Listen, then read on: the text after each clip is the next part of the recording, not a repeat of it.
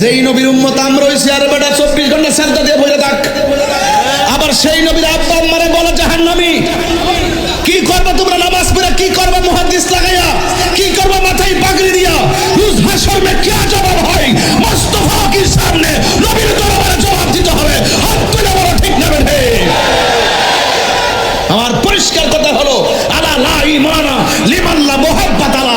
যার অন্তরে নবীর প্রেম নাই তার নামাজের দাম নাই, রোজার দাম নাই, হজের দাম নাই, ইস্তেহাদের দাম নাই, মুস্তাহিদের দাম নাই, জিহাদের দাম নাই। কথা বলেন ঠিক না বেঠে? আমি আপনাকে বলছি ঈমান পরীক্ষা চলছে। আপনি এখানে বলবেন আমার সামনে বসে নবীর বিরুদ্ধে কেউ কথা বলবে, বলুন এরকম হিম্মত কি কেউ রাখে? সাবধান বলে দিলাম, মুখের জবাব মুখে হবে, লেখার জবাব লেখায় হবে, বক্তব্যের জবাব বক্তব্য হবে। নবীর বিরুদ্ধে অবস্থান নিয়ে কেউ যদি লাঠি নিয়ে মাঠে নামে তার বিরুদ্ধে লাঠি নিয়ে জবাব হবে।